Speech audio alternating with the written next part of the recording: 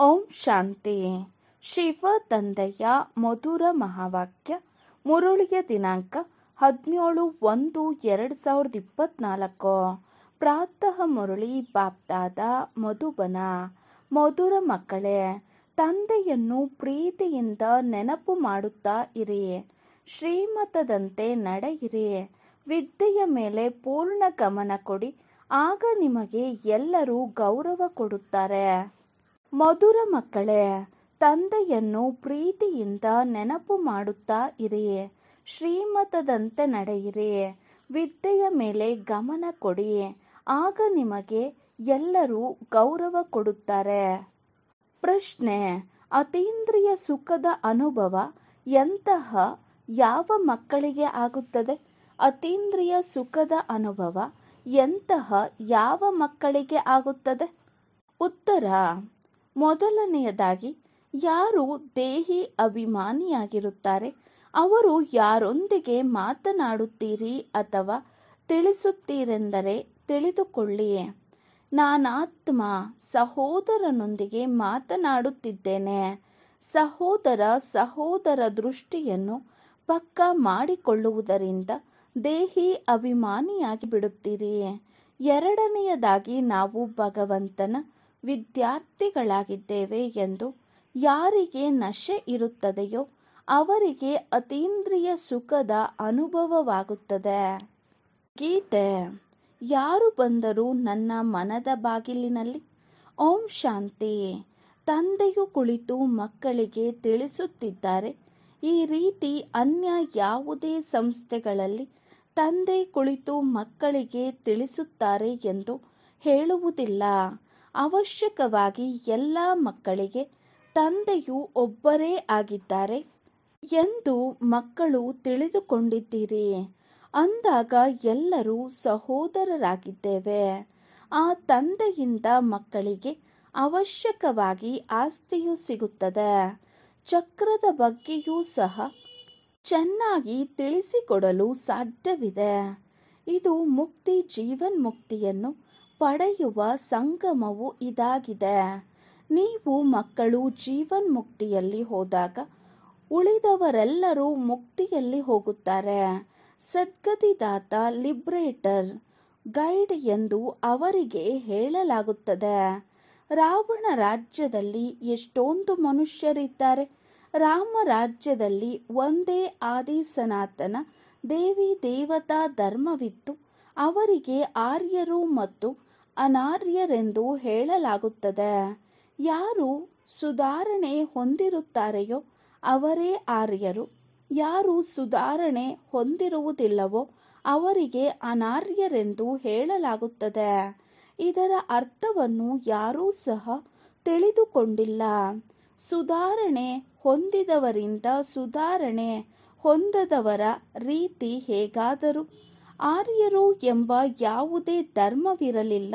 ಸುಧಾರಣೆ ಹೊಂದಿದವರು ದೇವತೆಗಳಾಗಿದ್ದರು. ಅವರೇ 84 ಜನ್ಮಗಳ ನಂತರ ಅನಾರ್ಯರಾದರು. ಯಾರು ಶ್ರೇಷ್ಠಾತಿ ಶ್ರೇಷ್ಠ ಪೂಜ್ಯರಾಗಿದ್ದರೋ ಅವರೇ ಪೂಜಾರಿಗಳಾಗಿದ್ದಾರೆ. ನಾವೇ ಅವರು ಹಂಸೋ. ಇದರ ಅರ್ಥವನ್ನು ತಂದೆಯೇ ತಿಳಿಸುತ್ತಾರೆ. ಏಣಿಯ ಬಗ್ಗೆ ಬಹಳ ಚೆನ್ನಾಗಿ ತಿಳಿಸಿಕೊಡಬಹುದು. ಆತ್ಮನೇ ಪರಮಾತ್ಮ, ಪರಮಾತ್ಮನೇ ಆತ್ಮನೆಂದಲ್ಲ. ಇದಂತೂ ವಿರಾಟ ರೂಪದ ನಾಟಕವಾಗಿದೆ. ನಾವೇ ಪೂಜ್ಯರಾಗಿದ್ದೆವು ಮತ್ತು ಪೂಜಾರಿಗಳಾದೆವು. ಅರ್ಥಾತ್ ನಾವೇ ದೇವತೆ, ನಂತರ ಕ್ಷತ್ರಿಯರಾಗುತ್ತೇವೆ. ಏಣಿಯಂತೂ ಅವಶ್ಯಕವಾಗಿ ಇಳಿಯುತ್ತೇವೆ. 84 ಜನ್ಮಗಳನ್ನು ಯಾರು ತೆಗೆದುಕೊಳ್ಳುತ್ತಾರೆ ಎಂಬುದೂ ಸಹ ಲೆಕ್ಕವಿದೆ. ನೀವು ನಿಮ್ಮ ಜನ್ಮಗಳನ್ನು ತಿಳಿದುಕೊಂಡಿಲ್ಲ. ಅದನ್ನು ನಾನು ನಿಮಗೆ ತಿಳಿಸುತ್ತೇನೆ ಎಂದು ತಂದೆಯು ತಿಳಿಸುತ್ತಾರೆ. ಇದು ಚಕ್ರವಾಗಿದೆ. ಇದರಲ್ಲಿ ನಾವೇ ದೇವತೆ, ಕ್ಷತ್ರಿಯ ಮುಂತಾದವರಾಗುತ್ತೇವೆ. 21 ಜನ್ಮಗಳು ಪ್ರಸಿದ್ಧವಾಗಿದೆ. ಮನುಷ್ಯರು ಇದೆಲ್ಲವನ್ನು ತಿಳಿದುಕೊಂಡೇ ಇಲ್ಲ. ತಮೋ ಪ್ರಧಾನರಾಗಿದ್ದಾರೆ. ಈಗ ನೀವು ಮಕ್ಕಳಿಗೆ ಎಲ್ಲ ಜ್ಞಾನವೂ ಸಿಗುತ್ತದೆ. ಆದರೆ ತಿಳಿದುಕೊಳ್ಳದಿರುವ ಕಾರಣ ಕಷ್ಟವಾಗುತ್ತದೆ. ಆದ್ದರಿಂದಲೇ ಕೋಟಿಯಲ್ಲಿ ಕೆಲವರೇ ಬಂದು ಜ್ಞಾನವನ್ನು ತೆಗೆದುಕೊಳ್ಳುತ್ತಾರೆ ಮತ್ತು ದೇವತಾ ಧರ್ಮದವರಾಗುತ್ತಾರೆ ಎಂದು ಹೇಳಲಾಗುತ್ತದೆ. ಇದರಲ್ಲಿ ಆಶ್ಚರ್ಯ ಪಡಬೇಕಾಗಿಲ್ಲ. ಚಕ್ರದ ಬಗ್ಗೆ ತಿಳಿಸಿಕೊಡುವುದು ಸಹಜವಾಗಿದೆ. ಇದು ಸತ್ಯಯುಗ, ಇದು ಕಲಿಯುಗ. ಏಕೆಂದರೆ ಸತ್ಯಯುಗದಲ್ಲಿ ಬಹಳ ಕಡಿಮೆ ಇರುತ್ತಾರೆ. ವೃಕ್ಷವು ಚಿಕ್ಕದರಿಂದ ವೃದ್ಧಿ ಹೊಂದುತ್ತಾ ಹೋಗುತ್ತದೆ. ಈ ವೃಕ್ಷದ ಬಗ್ಗೆ ಯಾರಿಗೂ ತಿಳಿದಿಲ್ಲ ಮತ್ತು ಬ್ರಹ್ಮಾರವರ ಮಾತು ಸಹ ಕಷ್ಟದಿಂದ ಅರ್ಥ ಮಾಡಿಕೊಳ್ಳುತ್ತಾರೆ. ಹೇಳಿ, ಬ್ರಹ್ಮ ಮುಖವಂಶಾವಳಿ ಬ್ರಾಹ್ಮಣರು ಅವಶ್ಯಕವಾಗಿ ಬೇಕಲ್ಲವೇ? ಇವರು ದತ್ತು ಮಗುವಾಗಿದ್ದಾರೆ. ಆ ಬ್ರಾಹ್ಮಣರು ಕುಕವಂಶಾವಳಿಗಳು, ಈ ಬ್ರಾಹ್ಮಣರು ಮುಖವಂಶಾವಳಿಗಳು. ಇದು ಪರದೇಶ ರಾವಣ ರಾಜ್ಯವಾಗಿದೆ. ತಂದೆಯು ಬಂದು ರಾಮರಾಜ್ಯವನ್ನು ಸ್ಥಾಪನೆ ಮಾಡಬೇಕಾಗುತ್ತದೆ. ಅಂದಾಗ ಯಾರಲ್ಲಿಯೂ ಪ್ರವೇಶ ಮಾಡುತ್ತಾರಲ್ಲವೇ? ವೃಕ್ಷವೂ ಸಹ ಸಂಪೂರ್ಣ ಬೆಳೆದು ಕೊನೆಯಲ್ಲಿ ನಿಂತಿದೆ. ಇದರದು ತುಂಬಾ ಹಳೆಯದಾಗಿರುವ ಜಡೀಭೂತ ಸ್ಥಿತಿಯಾಗಿದೆ. ನಾನು ಬಹಳ ಜನ್ಮದ ಅಂತ್ಯದಲ್ಲಿ ಪ್ರವೇಶ ಮಾಡುತ್ತೇನೆ ಎಂದು ತಂದೆಯು ಹೇಳುತ್ತಾರೆ. ಇದು ಅಂತಿಮ 84ನೇ ಜನ್ಮವಾಗಿದೆ. ತಪಸ್ಸು ಮಾಡುತ್ತಿದ್ದಾರೆ. ನೀವು ಇವರನ್ನು ಭಗವಂತನೆಂದು ಹೇಳುವುದಿಲ್ಲ. ಪ್ರಪಂಚದವರಂತೂ ಭಗವಂತ ಸರ್ವವ್ಯಾಪಿ ಎಂದು ಹೇಳಿ ಕಲ್ಲು ಮಣ್ಣಿನಲ್ಲೂ ಇದ್ದಾರೆ ಎಂದು ಹೇಳಿದ್ದರಿಂದ ಸ್ವತಃ ತಾವು ಮಣ್ಣಿನ ಸಮಾನ ಆಗಿದ್ದೀರಿ. ದೇವತೆಗಳ ಮಾತೇ ಭಿನ್ನವಾಗಿದೆ. ನೀವು ಈಗ ಇದನ್ನು ಓದಿ ಪದವಿಯನ್ನು ಪಡೆಯುತ್ತೀರಿ. ಇದು ಎಷ್ಟೊಂದು ಶ್ರೇಷ್ಠ ವಿದ್ಯೆಯಾಗಿದೆ. ದೇವತೆಗಳನ್ನು ಭಗವಾನ್ ಭಗವತಿ ಎಂದೂ ಸಹ ಹೇಳುತ್ತಾರೆ. ಏಕೆಂದರೆ ಪವಿತ್ರರಾಗಿರುತ್ತಾರೆ ಮತ್ತು ಸ್ವಯಂ ಭಗವಂತನ ಮೂಲಕವೇ ಈ ಧರ್ಮದ ಸ್ಥಾಪನೆಯಾಗುತ್ತದೆ. ಅಂದಾಗ ಅವಶ್ಯಕವಾಗಿ ಭಗವಾನ್ ಭಗವತಿಯೇ ಆಗಬೇಕು. ಆದರೆ ಅವರಿಗೆ ಮಹಾರಾಜ ಮಹಾರಾಣಿ ಎಂದು ಹೇಳಲಾಗುತ್ತದೆ. ಶ್ರೀ ಲಕ್ಷ್ಮೀನಾರಾಯಣರನ್ನು ಭಗವಾನ್ ಭಗವತಿ ಎಂದು ಹೇಳುವುದು ಸಹ ಅಂಧಶ್ರದ್ಧೆಯಾಗಿದೆ. ಏಕೆಂದರೆ ಭಗವಂತ ಒಬ್ಬರೇ ಆಗಿದ್ದಾರಲ್ಲವೇ? ನೀವು ಶಿವ ಮತ್ತು ಶಂಕರನಿಗೂ ಸಹ ಬೇರೆ ಬೇರೆ ಮಾಡಿ ತಿಳಿಸುತ್ತೀರಿ. ಇದನ್ನು ಕೇಳಿದಾಗ ಜನರು ಇವರು ದೇವತೆಗಳನ್ನೇ ಹಾರಿಸಿ ಬಿಡುತ್ತಾರೆ ಎಂದು ಹೇಳುತ್ತಾರೆ. ನಿಮ್ಮ ಬುದ್ಧಿಯಲ್ಲಿ ಇಡೀ ಚಕ್ರವಿದೆ. ಆದರೆ ಯಾರು ಮಹಾರಥಿಗಳಾಗಿದ್ದಾರೆಯೋ ಅವರೇ ತಿಳಿಸಿಕೊಡಲು ಸಾಧ್ಯ. ಅನೇಕರು ಈ ಜ್ಞಾನವನ್ನು ಕೇಳಿದರೂ ಸಹ ಬುದ್ಧಿಯಲ್ಲಿ ಉಳಿಯುವುದೇ ಇಲ್ಲ. ಅಂದಾಗ ಅವರು ಏನಾಗುತ್ತಾರೆ? ಬಿಡಿಗಾಸಿನ ದಾಸದಾಸಿಯರಾಗುತ್ತಾರೆ. ಮುಂದೆ ಹೋದಂತೆ ತಮಗೆ ಸಾಕ್ಷಾತ್ಕಾರವಾಗುತ್ತದೆ. ಆಗ ಏನೂ ಮಾಡಲು ಸಾಧ್ಯವಿಲ್ಲ. ಸಮಯ ಪೂರ್ಣವಾದ ಮೇಲೆ ಏನು ತಾನೇ ಮಾಡಲು ಸಾಧ್ಯ? ಆದ್ದರಿಂದ ಸುರಕ್ಷಿತವಾಗಿರಿ ಎಂದು ತಂದೆಯು ಎಚ್ಚರಿಕೆ ನೀಡುತ್ತಾರೆ. ಆದರೆ ಎಲ್ಲರೂ ಶ್ರೇಷ್ಠ ಪದವಿಯನ್ನು ಪಡೆಯಲು ಸಾಧ್ಯವಿಲ್ಲ. ಬುದ್ಧಿರೂಪಿ ಪಾತ್ರೆಯು ಸ್ವಚ್ಛವಾಗಿಲ್ಲ. ಇದರಲ್ಲಿ ಎಷ್ಟೊಂದು ಕಲ್ಮಶಗಳು ತುಂಬಿವೆ. ಇದರಲ್ಲಿ ಬಹಳ ಒಳ್ಳೆಯ ಪುರುಷಾರ್ಥ ಮಾಡಬೇಕಾಗಿದೆ. ಚಿತ್ರಗಳ ಮೇಲೆ ತಿಳಿಸಲು ಬಹಳ ಅಭ್ಯಾಸ ಮಾಡಬೇಕು. ಇಲ್ಲವಾದರೆ ಕೊನೆಯಲ್ಲಿ ಪಶ್ಚಾತ್ತಾಪ ಪಡಬೇಕಾಗುತ್ತದೆ. ನೀವು ಆತ್ಮಗಳಿಗೆ ಊಟ ಸಿಗುತ್ತಿದೆ. ಇದು ಎಲ್ಲರಿಗೂ ತಿಳಿಸಿಕೊಡುವ ಮಾತಾಗಿದೆ. ಭಯ ಪಡುವಂತಹ ಮಾತೇ ಇಲ್ಲ. ದೊಡ್ಡ ದೊಡ್ಡ ಸ್ಥಾನಗಳಲ್ಲಿ ಪ್ರದರ್ಶಿನಿ, ಮ್ಯೂಸಿಯಂಗಳಲ್ಲಿ ಚಿತ್ರ ಪ್ರದರ್ಶನ, ಚಿತ್ರ ಸಂಗ್ರಹಾಲಯ ಇಡುವುದರಿಂದ ಹೆಸರುವಾಸಿಯಾಗುತ್ತದೆ. ಎಲ್ಲರಿಂದ ಅಭಿಪ್ರಾಯಗಳನ್ನು ಬರೆಸಿಕೊಳ್ಳಬೇಕೆಂದು ತಂದೆಯು ಹೇಳುತ್ತಾರೆ.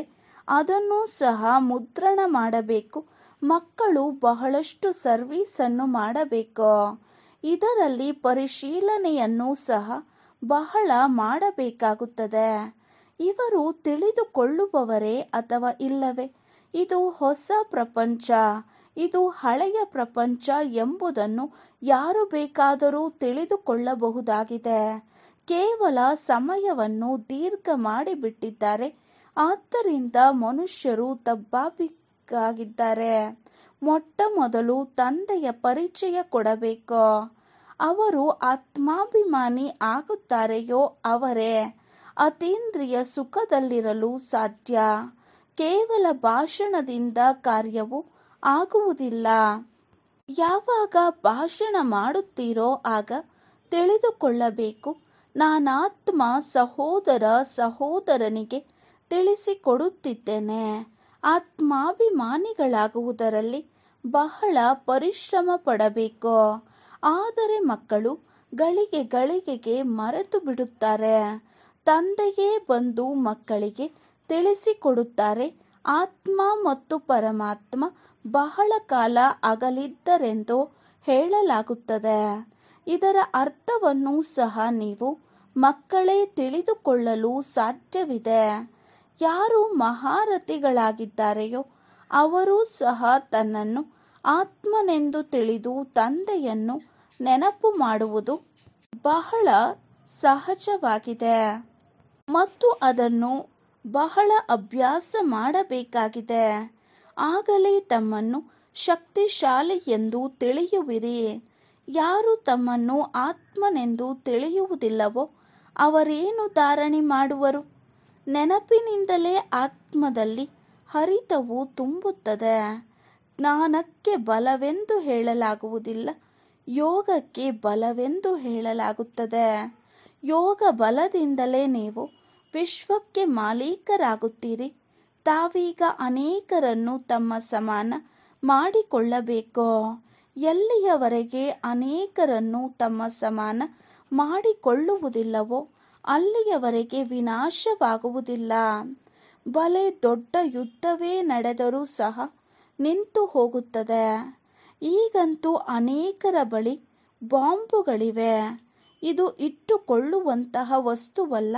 ಹಳೆಯ ಪ್ರಪಂಚದ ವಿನಾಶ, ಒಂದು ಆದಿ ಸನಾತನ ದೇವಿ ದೇವತಾ ಧರ್ಮದ ಸ್ಥಾಪನೆಯು ಅವಶ್ಯಕವಾಗಿ ಆಗಲಿದೆ. ಸ್ವಲ್ಪ ಸಮಯದ ನಂತರ ಅವಶ್ಯಕವಾಗಿ ಇದು ಅದೇ ಮಹಾಭಾರತ ಯುದ್ಧವೆಂದು ಎಲ್ಲರೂ ಹೇಳುತ್ತಾರೆ. ಅವಶ್ಯಕವಾಗಿ ಭಗವಂತನೂ ಇದ್ದಾರೆ. ಯಾವಾಗ ನಿಮ್ಮ ಬಳಿ ಬಹಳ ಜನರು ಬರುತ್ತಾರೆಯೋ ಆಗ ನೀವು ಎಲ್ಲರೂ ಒಪ್ಪಿಕೊಳ್ಳುವರು. ಹೇಳುತ್ತಾರೆ, ಇದಂತೂ ವೃದ್ಧಿ ಹೊಂದುತ್ತಾ ಇರುತ್ತದೆ, ಇದರಲ್ಲಿ ಬಹಳ ಶಕ್ತಿ ಇದೆ. ನೀವು ಎಷ್ಟು ನೆನಪಿನಲ್ಲಿರುತ್ತೀರಿ ಅಷ್ಟು ನಿಮ್ಮಲ್ಲಿ ಶಕ್ತಿಯು ತುಂಬುತ್ತಿರುತ್ತದೆ. ತಂದೆಯ ನೆನಪಿನಿಂದಲೇ ನೀವು ಅನ್ಯರಿಗೆ ಪ್ರಕಾಶತೆಯನ್ನು ಕೊಡುತ್ತೀರಿ. ಈ ಬ್ರಹ್ಮ ತಂದೆಯೂ ಸಹ ಹೇಳುತ್ತಾರೆ, ನನಗಿಂತಲೂ ಈ ಮಕ್ಕಳು ಬಹಳ ಒಳ್ಳೆಯ ಸರ್ವಿಸ್ ಮಾಡುತ್ತಾರೆ. ಈಗ ಸ್ವಲ್ಪ ತಡವಿದೆ. ಯೋಗದಲ್ಲಿ ಯಥಾರ್ಥ ರೀತಿಯಿಂದ ಯಾರೂ ಇರಲು ಸಾಧ್ಯವಿಲ್ಲ. ಸ್ವಯಂನಿಂದ ಅನುಭವ ಮಾಡುತ್ತಾರೆ. ಯೋಗದಲ್ಲಿ ನಾವು ಕಡಿಮೆ ಇರುವುದರಿಂದ ಬಾಣವು ಸರಿಯಾಗಿ ನಾಟುತ್ತಿಲ್ಲ. ಭಗವಂತನು ಕುಮಾರಿಯರಿಗೆ ಜ್ಞಾನದ ಬಾಣವನ್ನು ತುಂಬುತ್ತಾರೆ. ನೀವು ಪ್ರಜಾಪಿತ ಬ್ರಹ್ಮ ಕುಮಾರ ಕುಮಾರಿಯರಾಗಿದ್ದೀರಲ್ಲವೇ? ಇವರು ಬ್ರಹ್ಮ, ನೀವು ದತ್ತು ಮಕ್ಕಳಾಗಿದ್ದೀರಿ. ರಚಯಿತನಂತೂ ಒಬ್ಬರೇ ಆಗಿದ್ದಾರೆ. ಬಾಕಿ ಎಲ್ಲರೂ ಓದುತ್ತಿದ್ದಾರೆ. ಅದರಲ್ಲಿ ಈ ಬ್ರಹ್ಮರವರು ಸಹ ಬಂದು ಬಿಟ್ಟರು. ನಂತರ ಈ ರಚನೆಯಾಯಿತಲ್ಲವೇ? ನೀವು ದೇವತೆಗಳು ಆಗಿರುವುದು ಅಂದರೆ ನೀವು ಸತ್ಯಯುಗದಲ್ಲಿ ದೇವತೆಗಳಾಗಿದ್ದೀರಿ. ದೈವಿ ಗುಣಗಳನ್ನು ಧಾರಣೆ ಮಾಡಿದ್ದೀರಿ. 2 ಚಕ್ರಗಳು ನಡೆಯಲು ಸಾಧ್ಯವಾಗುವುದಿಲ್ಲ. ಹೇಗೆಂದರೆ ಮರಳಿನ ಮೇಲೆ ನಿಂತಿರುವ ಹಾಗೆ. ಬಾಬಾ ಹೆಸರನ್ನು ಹೇಳುವುದಿಲ್ಲ. ಬಾಬಾ ಸತ್ಯವನ್ನು ಹೇಳುತ್ತಾರೆಂದು ಅರ್ಥ ಮಾಡಿಕೊಳ್ಳಬೇಕು. ಒಬ್ಬರು ಒಟ್ಟಿಗೆ ಕೆಲಸ ಮಾಡುವ ಪರಸ್ಪರರ ಸ್ವಭಾವವನ್ನು ಅರ್ಥ ಮಾಡಿಕೊಳ್ಳಬಹುದು. ಅಂದರೆ ಒಬ್ಬರು ಇನ್ನೊಬ್ಬರ ಜೊತೆ, ಅಂದರೆ ಇಬ್ಬರು ಒಟ್ಟಿಗೆ ಕೆಲಸ ಮಾಡುವ ಪರಸ್ಪರರ ಸ್ವಭಾವವನ್ನು ಅರ್ಥ ಮಾಡಿಕೊಳ್ಳಬಹುದು. ನಾವೇ ಕಿರೀಟಧಾರಿಗಳಾಗಿದ್ದೆವು ಎಂದು ಮಕ್ಕಳಿಗೆ ತಿಳಿದಿದೆ. ಈಗ ಮತ್ತೆ ಆಗುತ್ತಿದ್ದೇವೆ. ಮೊದಲು ನೀವು ಯಾರಿಗಾದರೂ ತಿಳಿಸುತ್ತೀರಿ ಅಂದಾಗ ಅವರು ಒಪ್ಪುವುದಕ್ಕೆ ತಯಾರಿರುವುದಿಲ್ಲ. ನಂತರ ನಿಧಾನವಾಗಿ ತಿಳಿಸುತ್ತಾರೆ. ಇದರಲ್ಲಿ ಬಹಳ ಬುದ್ಧಿಯೂ ಬೇಕಾಗಿದೆ. ಆತ್ಮದಲ್ಲಿಯೇ ಬುದ್ಧಿ ಇದೆ. ಆತ್ಮವು ಸತ್ ಚಿತ್ ಆನಂದ ಸ್ವರೂಪವಾಗಿದೆ. ಈಗ ನೀವು ಮಕ್ಕಳನ್ನು ದೇಹಿ ಅಭಿಮಾನಿಗಳನ್ನಾಗಿ ಮಾಡಲಾಗುತ್ತಿದೆ. ಎಲ್ಲಿಯವರೆಗೆ ತಂದೆಯು ಬರುವುದಿಲ್ಲವೋ ಅಲ್ಲಿಯವರೆಗೆ ಯಾರೂ ದೇಹಿ ಅಭಿಮಾನಿಗಳಾಗಲು ಸಾಧ್ಯವಿಲ್ಲ. ಈಗ ತಂದೆಯು ಹೇಳುತ್ತಾರೆ, ಆತ್ಮ ಅಭಿಮಾನಿ ಭವ. ನನ್ನೊಬ್ಬನನ್ನೇ ನೆನಪು ಮಾಡಿ, ಆಗ ನನ್ನಿಂದ ಶಕ್ತಿಯು ಸಿಗುತ್ತದೆ. ಈ ಧರ್ಮವು ಬಹಳ ಶಕ್ತಿಯುಳ್ಳದ್ದಾಗಿದೆ. ಇದು ಇಡೀ ವಿಶ್ವದ ಮೇಲೆ ರಾಜ್ಯ ಮಾಡುತ್ತದೆ. ಕಡಿಮೆ ಮಾತಾಗಿದೆಯೇ? ತಂದೆಯೊಂದಿಗೆ ಯೋಗವನ್ನು ಜೋಡಿಸುವುದರಿಂದ ನಿಮಗೆ ಶಕ್ತಿಯು ಸಿಗುತ್ತದೆ ಅಂದಾಗ ಇದು ಹೊಸ ಮಾತಾಗಿದೆಯಲ್ಲವೇ? ಇದನ್ನು ಚೆನ್ನಾಗಿ ತಿಳಿಸಿಕೊಡಬೇಕಾಗುತ್ತದೆ. ಅವರೇ ಆತ್ಮರಿಗೆ ಬೇಹದ್ದಿನ ತಂದೆಯಾಗಿದ್ದಾರೆ. ಅವರೇ ಹೊಸ ಪ್ರಪಂಚದ ರಚಯಿತನಾಗಿದ್ದಾರೆ. ಅಂದರೆ ಶಿವನ ಕರ್ತವ್ಯವನ್ನು ತಿಳಿಸಿಕೊಡಿ. ಅವರು ಬಂದು ಏನು ಮಾಡುತ್ತಾರೆ? ಕೃಷ್ಣ ಜಯಂತಿ ಮತ್ತು ಶಿವ ಜಯಂತಿ ಇಬ್ಬರದು ಆಚರಿಸುತ್ತಾರೆ. ಈಗ ಇಬ್ಬರಲ್ಲಿ ದೊಡ್ಡವರು ಯಾರು? ಶ್ರೇಷ್ಠಾತಿ ಶ್ರೇಷ್ಠ ನಿರಾಕಾರ ತಂದೆಯಾಗಿದ್ದಾರೆ. ಅವರು ಬಂದು ಏನು ಮಾಡಿದರು? ಅದಕ್ಕೆ ಶಿವ ಜಯಂತಿಯನ್ನು ಆಚರಿಸಲಾಗುತ್ತಿದೆ. ಕೃಷ್ಣ ಏನು ಮಾಡಿದ್ದಾನೆ? ಬರೆಯಲಾಗಿದೆ. ಪರಮಪಿತ ಪರಮಾತ್ಮ ಸಾಧಾರಣ ವೃದ್ಧ ತನುವಿನಲ್ಲಿ ಬಂದು ಸ್ಥಾಪನೆ ಮಾಡುತ್ತಾರೆ. ಅನೇಕ ಪ್ರಕಾರ ಮತಾಂತರಗಳಿವೆ. ಶ್ರೀಮತವಂತೂ ಒಂದೇ ಆಗಿದೆ. ಯಾವುದರಿಂದ ಶ್ರೇಷ್ಠರಾಗುತ್ತೀರಿ? ಮಾನವನ ಮತದಿಂದ ಹೇಗೆ ಶ್ರೇಷ್ಠರಾಗುತ್ತೀರಿ? ಈ ಈಶ್ವರೀಯ ಮತವು ನಿಮಗೆ ಒಂದೇ ಬಾರಿ ಸಂಗಮ ಯುಗದಲ್ಲಿ ಸಿಗುತ್ತದೆ. ದೇವತೆಗಳಂತೂ ಮತವನ್ನು ಕೊಡುವುದಿಲ್ಲ. ಮನುಷ್ಯರಿಂದ ದೇವತೆಗಳಾಗುತ್ತಾರೆ ಅಷ್ಟೇ. ಸಮಾಪ್ತಿ. ಅಲ್ಲಿ ಗುರು ಮುಂತಾದವರನ್ನು ಮಾಡಿಕೊಳ್ಳುವುದಿಲ್ಲ. ಇಲ್ಲಿ ಮನುಷ್ಯರು ಗುರುಗಳ ಮತವನ್ನು ಪಡೆಯುತ್ತಾರೆ ಅಂದಾಗ ಯುಕ್ತಿಯಿಂದ ನಾವು ರಾಜಯೋಗಿಗಳಾಗಿದ್ದೇವೆ ಎಂದು ತಿಳಿಸಬೇಕಾಗಿದೆ. ಹಠಯೋಗಿಗಳು ಎಂದೂ ರಾಜಯೋಗವನ್ನು ಕಲಿಸಲು ಸಾಧ್ಯವಿಲ್ಲ. ಅವರಂತೂ ನಿವೃತ್ತಿ ಮಾರ್ಗದವರಾಗಿದ್ದಾರೆ. ತೀರ್ಥಸ್ಥಾನಗಳಿಗೆ ಪ್ರವೃತ್ತಿ ಮಾರ್ಗದವರೇ ಹೋಗಬೇಕು. ನೀವು ಮಕ್ಕಳು ಯಾವುದೇ ಮಾತಿನಲ್ಲೂ ತಬ್ಬಿಬ್ಬಾಗಬಾರದು. ಈ ನಾಟಕವು ಮಾಡಲ್ಪಟ್ಟಿರುವುದು ಆಗಿದೆ. ಅದೇ ಪುನರಾವರ್ತನೆ ಆಗುತ್ತಿರುತ್ತದೆ. ನಿಮ್ಮ ಸೇವೆಯೂ ಸಹ ಕಲ್ಪದ ಹಿಂದಿನಂತೆ ಆಗುತ್ತದೆ. ನಾಟಕವೇ ನಿಮ್ಮ ಪುರುಷಾರ್ಥ ಮಾಡಿಸುತ್ತದೆ. ಕಲ್ಪದ ಮೊದಲಿನಂತೆಯೇ ನೀವು ಪುರುಷಾರ್ಥವನ್ನು ಮಾಡುತ್ತೀರಿ. ಪುರುಷಾರ್ಥ ಮಾಡುವವರ ನಡವಳಿಕೆಯಿಂದ ನೀವು ತಿಳಿದುಕೊಳ್ಳಲು ಸಾಧ್ಯ. ಆಗಲೇ ಪ್ರದರ್ಶನೆಯಲ್ಲಿ ಗುಂಪನ್ನು ನೋಡಿ ಗೈಡ್ ಲೈನ್ಸ್ ಅನ್ನು ಕೊಡಲಾಗುತ್ತದೆ. ಏಕೆಂದರೆ ಚೆನ್ನಾಗಿ ತಿಳಿಸಲಿ ಎಂದು. ಪ್ರದರ್ಶನಗಳಲ್ಲಿ ಗುಂಪನ್ನು ನೋಡಿ ಮಾರ್ಗದರ್ಶಕರನ್ನು ಕೊಡಲಾಗುತ್ತದೆ. ಏಕೆಂದರೆ ಚೆನ್ನಾಗಿ ತಿಳಿಸಲಿ ಎಂದು. ಓದಿಸುವಂತಹ ತಂದೆಯಂತೂ ಚೆನ್ನಾಗಿ ತಿಳಿದುಕೊಂಡಿದ್ದಾರೆ. ಎಷ್ಟೊಂದು ವಿಶಾಲ ಬೇಹದ್ದಿನ ಬುದ್ಧಿಯನ್ನಾಗಿ ಮಾಡುತ್ತಾರೆ. ನಾವು ಯಾರ ಮಕ್ಕಳಾಗಿದ್ದೇವೆ ಎನ್ನುವ ನಶೆಯು ನಿಮ್ಮಲ್ಲಿ ಇರಬೇಕಾಗಿದೆ. ಭಗವಂತ ನಮಗೆ ಓದಿಸುತ್ತಿದ್ದಾರೆ. ಯಾರು ಓದಲು ಸಾಧ್ಯವಿಲ್ಲವೋ ಅವರು ಓಡಿ ಹೋಗುತ್ತಾರೆ. ಅದಕ್ಕೆ ಭಗವಂತ ತಿಳಿಸುತ್ತಾರೆ, ಇವರು ನನ್ನ ಮಕ್ಕಳಲ್ಲ. ನೀವು ನೋಡುತ್ತೀರಿ, ಭಗವಂತನ ಮಕ್ಕಳು ಓದುತ್ತಿದ್ದರು, ನಂತರ ಓಡಿ ಹೋದರು. ಸ್ವಲ್ಪ ತಿಳುವಳಿಕೆ ಬರುತ್ತದೆ ಅಂದಾಗ ನಂತರವೂ ಓದಲು ತೊಡಗುತ್ತಾರೆ. ಪುನಃ ಯೋಗದಲ್ಲಿ ಚೆನ್ನಾಗಿರುತ್ತಾರೆ ಅಂದಾಗ ಶ್ರೇಷ್ಠ ಪದವಿಯನ್ನು ಪಡೆಯಲು ಸಾಧ್ಯ. ಅವಶ್ಯಕವಾಗಿ ಸಮಯವು ಬಹಳ ವ್ಯರ್ಥವಾಯಿತು, ಇಂತಹ ಶಾಲೆಯನ್ನು ಬಿಟ್ಟೆವೋ ಎಂದು ತಿಳಿಯುತ್ತಾರೆ. ಈಗಂತೂ ಅವಶ್ಯಕವಾಗಿ ತಂದೆಯಿಂದ ಆಸ್ತಿಯನ್ನು ಪಡೆಯುತ್ತೀರಿ. ತಂದೆಯನ್ನು ನೆನಪು ಮಾಡುತ್ತಾ ಅಥವಾ ಬಾಬಾ ಬಾಬಾ ಎಂದು ಹೇಳುತ್ತಾ ರೋಮಾಂಚಿತರಾಗಲೇಬೇಕಾಗಿದೆ. ತಂದೆಯು ನಮಗೆ ಶ್ರೇಷ್ಠ ಪದವಿಯನ್ನು ಪ್ರಾಪ್ತಿ ಮಾಡಿಸುತ್ತಿದ್ದಾರೆ ಅಂದಾಗ ನಾವು ಎಷ್ಟೊಂದು ಭಾಗ್ಯಶಾಲಿಗಳಾಗಿದ್ದೇವೆ. ಗಳಿಗೆ ಗಳಿಗೆಯೂ ತಂದೆಯನ್ನು ನೆನಪು ಮಾಡುತ್ತಾ ಇರಿ. ಮತದಂತೆ ನಡೆಯುತ್ತೀರಿ ಅಂದಾಗ ಬಹಳ ಉನ್ನತಿಯಾಗಲು ಸಾಧ್ಯ. ನಂತರ ಅವರಿಗೆ ಎಲ್ಲರೂ ಬಹಳ ತಂದೆಯ ಮತದಂತೆ ನಡೆಯುತ್ತೀರಿ ಅಂದಾಗ ಬಹಳ ಉನ್ನತಿಯಾಗಲು ಸಾಧ್ಯ. ನಂತರ ಅವರಿಗೆ ಎಲ್ಲರೂ ಬಹಳ ಗೌರವವನ್ನು ಕೊಡುತ್ತಾರೆ. ತಂದೆಯು ಹೇಳುತ್ತಾರೆ, ಓದಿದವರ ಮುಂದೆ ಅವಿದ್ಯಾವಂತರು ಕೆಲಸವನ್ನು ಮಾಡುತ್ತಾರೆ. ದೇಹಾಭಿಮಾನ ಉಳ್ಳವರಿಗೆ ದೈವಿ ಗುಣಗಳು ಧಾರಣೆಯಾಗಲು ಸಾಧ್ಯವಿಲ್ಲ. ನಿಮ್ಮ ಚಹರೆಯು ಫಸ್ಟ್ ಕ್ಲಾಸ್ ಆಗಿರಬೇಕಾಗಿದೆ. ಹೇಳುತ್ತಾರೆ, ಯಾರಿಗೆ ಭಗವಂತ ಓದಿಸುತ್ತಿದ್ದಾರೆಯೋ ಅವರನ್ನು ಅತೀಂದ್ರಿಯ ಸುಖವು ಹೇಗಿರುತ್ತದೆ ಎಂದು ಕೇಳಿರಿ. ವಿದ್ಯೆಯ ಮೇಲೆ ಸಾಕಷ್ಟು ಗಮನವಿಡಬೇಕು ಮತ್ತು ಶ್ರೀಮತದಂತೆ ನಡೆಯಬೇಕಾಗಿದೆ. ನಿಮ್ಮ ಯೋಗ ಶಕ್ತಿಯಿಂದ ವಿಶ್ವವೇ ಪವಿತ್ರವಾಗುತ್ತದೆ. ಯೋಗದಿಂದ ವಿಶ್ವವನ್ನು ಪವಿತ್ರವನ್ನಾಗಿ ಮಾಡುತ್ತೀರಿ ಅಂದಾಗ ಇದು ಚಮತ್ಕಾರವಾಗಿದೆ.